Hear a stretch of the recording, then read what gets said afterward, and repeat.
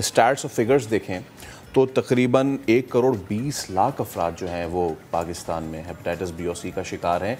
हर साल इसमें I guess 1.5 lakh cases मज़ीद ऐड अप हो जाते हैं। जी बिल्कुल, ये डायग्नोसिस हो रही होती है जिसकी वजह से वो ऐड अप हो रहे होते हैं। लेकिन लकली अच्छी बात ये है कि दवाएं हैं अभी।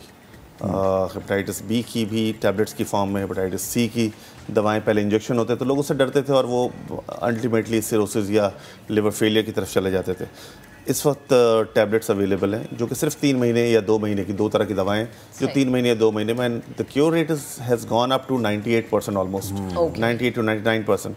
तो इतने अच्छे क्योर रेट के साथ और उसकी साइड इफ़ेक्ट्स भी ना होने के बराबर हैं तकरीबन। सही है। तो वी एक्सपेक्ट कि इंशाल्लाह ये नीचे आएगा। लेकिन हम इस हद तक पहुँचे ही क्यों? ज़रा कुछ हाँ, ये चीज़ ज़रा अगर डॉक्टर साहब ये बताएं कि बहुत सारे लोग हैं जो इसको फॉर ग्रांटेड ले लेते हैं, ख़ास तौर पे हमारे यहाँ। इसकी बेसिक इस बीमारी तक पहुंचने में क्या अवामिल कार फरमा होता है? गंदा पानी या फिर खाना? देखें, हेपेटाइटिस इन्फ्लेमेशन ऑफ लिवर को कहते हैं कि वरम हो जाए, सूजन हो जाए, और यही एक सेल लेवल पर अगर आप बात करें तो सेल फूलना शुरू होता है, सेल पे टूट जाता है और उसके जो एंजाइम्स या केमिकल्स हैं जो सेल के अंदर होते हैं वो लीक होते हैं ब्लड में, जिसको हम पकड़ते हैं कि जी LFT ख़राब हो गया, SGPT बढ़ गया, ALT जिसको आप कहते हैं बढ़ गया। जैसे आपने बात की कि पानी या कोई और अवामिल, उमूमी तौर पे हम उसको गर्दानते हैं hepatitis A B C D E and आगे तक, लेकिन ये E तक हम कॉमन लेते हैं। हेपेटाइटिस A और E जैसे आपने कहा गंदे पानी, गंदे खाने से फैलता है। अच्छा। लेकिन उसकी अच्छी बात यह है कि वो क्रॉनिक लिवर डिजीज़ या लिवर फेलियर में बहुत कम, लेस दैन 1% में लिवर फेलियर में जाता है और उमूमी तौर पे सिम्टोमेटिक रहता है और उसके बाद खुद ही कोई स्पेसिफिक इलाज की ज़रूरत नहीं होती, चंद हफ्तों में सेटल हो जाता है बंदा, और वो उसके पेचीदगियाँ नहीं होती बाद में। एक दफ़ा हो गया, ख़त्म हो गया। एंड दैट B, C और D ये तीनों जो हेपेटाइटिस है ये क्रॉनिक हेपेटाइटिस में तब्दील होते हैं और ये चलते रहते हैं। अच्छा। और उसके बाद जाके 10-15 साल में सिरोसिस या लिवर फेलियर करते हैं और आगे जा कर के फिर आपको ट्रांसप्लांट या लिवर कैंसर में ट्रांसप्लांट की ज़रूरत पड़ जाती है। ठीक है डॉक्टर शाहिद आज़म साहब, मैं यही आपसे पूछना चाह रही थी कि इनकी स्टेजेस होती हैं और फिर इनका इलाज भी स्टेजेस वाइज ही होता है। क्या इससे रिकवर होना मुमकिन है? क्योंकि बहुत सारे लोग जो कि हम ये कहें कि स्लम्स एरिया में रहते हैं, उनका ये कहना है जी कि इलाज करवाने की ज़रूरत नहीं क्योंकि आप इससे रिकवर तो हो ही नहीं पाते। मैंने बहुत सारे खुद ऐसे लोग, बिल्कुल ऐसा ही हमारे पास पेशेंट्स आते हैं जो जिनका कॉन्सेप्ट ये होता है ना। देखें, जो लास्ट ईयर तक का जो वर्ल्ड हेपेटाइटिस डे का थीम था वही था find the missing million. Symptoms कोई नहीं होते। कई दफ़ा हमारे पास पेशेंट आएंगे जो कि ट्रैवल कर रहे हैं जॉब के लिए, उनकी हेल्थ स्क्रीनिंग हुई, पता चला SGPT बढ़ा है, फर्दर टेस्ट हुए तो हेपेटाइटिस B या हेपेटाइटिस C आ गया। सिम्टम्स कोई नहीं होते। Majority of the time symptoms आपको जब आते हैं जब आपका सिरोसिस हो जाए, जब लिवर श्रिंक हो जाए, जब लिवर फेलियर होने लगे, जब सिम्टम, वरना आपके मेरी तरह हेल्दी लोग होते हैं। तो टेस्ट कराएं।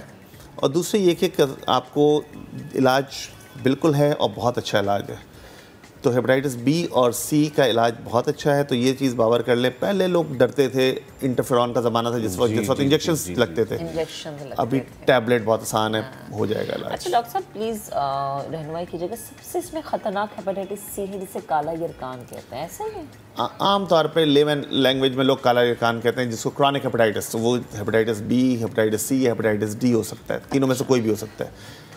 अगर मैं थोड़ा सा आपको और बता दूं कि हेपेटाइटिस B और D ये दोनों बेसिकली D इनकम्प्लीट वायरस है, तो वो आपको नहीं लगेगा जब तक कि आपको हेपेटाइटिस B ना हो। अच्छा। तो आपका D तो B अगर है तो होगा, वरना D तो एक्सक्लूड हो गया। ठीक है।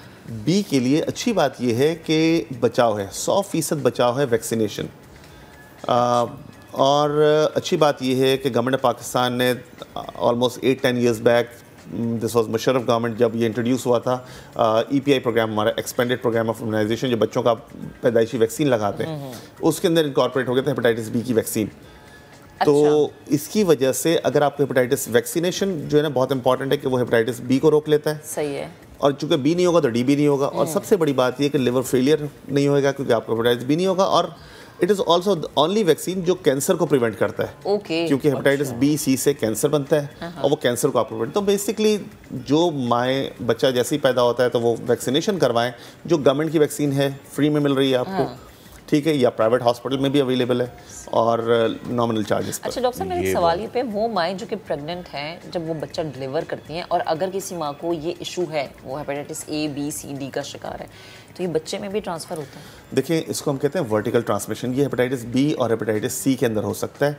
हेपेटाइटिस C में ये चांसेस बहुत कम है, लेस देन 1% है। अच्छा। हेपेटाइटिस B में यस, लेकिन इसीलिए WHO रिकमेंड करता है कि आपको हेपेटाइटिस B की स्क्रीनिंग, और हमारे यहाँ हम C भी करा लेते हैं इसी वजह से कि हमारे पास 3 से 5% लोगों को हेपेटाइटिस B और C है। तो प्रेगनेंसी में जैसे ही आपको पता चले कि वमन हामला है, तो हेपेटाइटिस B और C के टेस्ट सिंपल से 300-400 रुपए के गवर्नमेंट में फ्री हो जाएंगे आपको, वो कराएं। अगर खुदा न खास्ता किसी का B पॉजिटिव आता है तो आपको 3rd ट्राइमेस्टर में, यानी आखिरी के जो 3 महीने रह जाते हैं, इसके अंदर एक दवा दी जाती है। तो वो दवा जो है वो वर्टिकल ट्रांसमिशन, माँ से बच्चे को ट्रांसमिशन करने में रोकती है। तो एक तो ये इंपॉर्टेंट है कि आप 3rd ट्राइमेस्टर में अगर आपका PCR पॉजिटिव है, वायरस है आपके ब्लड में, सर्कुलेट कर रहा है माँ के, तो वो बच्चे को ट्रांसमिट होने से बचाएगा। ठीक है। दूसरी इंपॉर्टेंट यहीं पे अगर बात कर लूँ मैं, तो वो ये है कि ना सिर्फ ये, बल्कि मैं अपने पेशेंट्स को इस तरह कहता हूँ, बीइंग मुस्लिम, अगर हम तैयारी करते हैं कि जैसे ही बच्चा पैदा होता है उसको गुस्ल कराया और फ़ौरन से अजान दी, मैं अपने पेशेंट्स को कहता हूँ कि उसी जल्दी आप करें वैक्सीनेशन लगाने की और इम्यूनोग्लोबुलिन। तो एक तो आपने प्रिवेंट किया दवा से 3rd ट्राइमेस्टर में। दूसरी बात ही, जो हामला औरत जिसको B है, उसका बच्चा जब पैदा होता है तो विद इन फ्यू आवर्स, उसको विद इन 6 आवर आइडली आप वैक्सीनेशन लगाएं। एक बाजू में हेपेटाइटिस B से बचाव की और दूसरे बाजू में इम्यूनोग्लोबुलिन, हेपेटाइटिस B इम्यूनोग्लोबुलिन चंद हज़ार रुपए की आती है इम्यूनोग्लोबुलिन, गवर्नमेंट में फ्री मिल जाती है, तो वो लगाएं।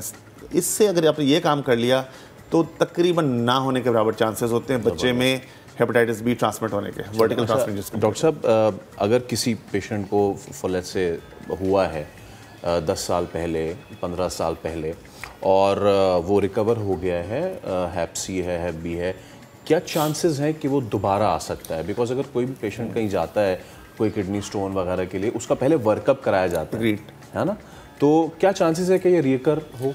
फैसल, इसमें ऐसा है कि हेपेटाइटिस B के लिए हम ये कहते हैं, once hepatitis B is always hepatitis B। एक दफ़ा आपको हेपेटाइटिस B हो गया तो it's not going to cure. पूरी लाइफ में लेस देन 1% चांस है कि वो नेगेटिव हो जाए स्पॉन्टेनियसली। तो इसलिए आपका, और ये डायनेमिक वायरस है, आपका इम्यून सिस्टम पे काम करता है। अगर आपका किसी वजह से इम्यूनिटी कम हो जाएगी तो ये वायरस एक्टिवेट हो जाएगा। बहुत सारे लोग कैरियर होते हैं, दवा की ज़रूरत नहीं होती B में। C में जहाँ तक बात करें, C की अच्छी बात ये, एक तो मैंने बताया कि इलाज बहुत अच्छा आ गया, 98-99% क्योर है C का, 2 महीने से 3 महीने की दवा है, और अगर आपको C को ट्रीट कर लिया आपने तो chances of getting relapse is almost negligible. अगर आपका 3 महीने तक वायरस नेगेटिव रहा है इलाज के ख़त्म होने के बाद, जिसको हम सस्टेन वायरल रिस्पॉन्स कहते हैं, तो आपको वायरस दोबारा नहीं आएगा। अच्छा। यस, हेपेटाइटिस C एंटीबॉडी हमेशा पॉजिटिव रहेगी। तो लोग परेशान होकर आते हैं हमारे पास कि जी डॉक्टर साहब ये दोबारा से आ गया। दोबारा से तो एंटीबॉडी तो ये बताती है कि आपको इन्फेक्शन हुआ था कभी लाइफ में और अभी दोबारा से इन्फेक्शन की वो अलामत है कि बॉडी ने आपके उसके अगेंस्ट एंटीबॉडी बनाई थी। सही। अच्छा डॉक्टर साहब, मुझे बताएं, जैसे आपने कहा ना सिम्टम्स ऐसा कुछ होते नहीं है, बट फिर भी जो लोग घर में बैठे हमें सुन रहे हैं, कहाँ दर्द महसूस हो तो फ़ौरन डॉक्टर से रुजू किया जाए। जिगर में दर्द है, बाजू में, आप वीक हो गए हैं, वेट आपका गिर रहा है, क्या सिम्टम आपकी बॉडी में आ रहे हैं, चेंजिंग्स आ रहे हैं, क्या आपको फ़ौरन डॉक्टर से रुजू करना है? देखिए, हेपेटाइटिस B या C जो क्रॉनिक लिवर डिजीज़ है, उसके अंदर आमतौर में बताया जैसे कोई सिम्टम्स नहीं होते। कुछ लोगों को नॉन स्पेसिफिक सिम्टम्स होते हैं कि जी थकावट है, अर्ली फटीगेबिलिटी, कि जल्दी थक जाते हैं, जी मैं आया ऑफिस से और मैं बस देर हो रहा हूँ, बॉडी एक्स वगैरह होते हैं, कभी कभार थोड़ा बहुत हल्का फुल्का बुखार आ गया, दैट्स ऑल। तो हेपेटाइटिस B C के आमतौर पर, अमूमी तौर पर कोई सिम्टम्स नहीं होते। तो इस वजह से आप बेहतर है कि हर कोई टेस्ट कराए। B के लिए तो सबसे अच्छी बात ये मैं सब आपकी तवज्जो से कहूँगा कि जी vaccination is the only prevention, क्योंकि B हमेशा अगर खुदा ना खास्ता हुआ तो हमेशा रहेगा, और उसमें एक और वायरस का डर भी आ जाएगा, D का डेल्टा जिसको हम कहते हैं। ठीक है। अच्छा डॉक्टर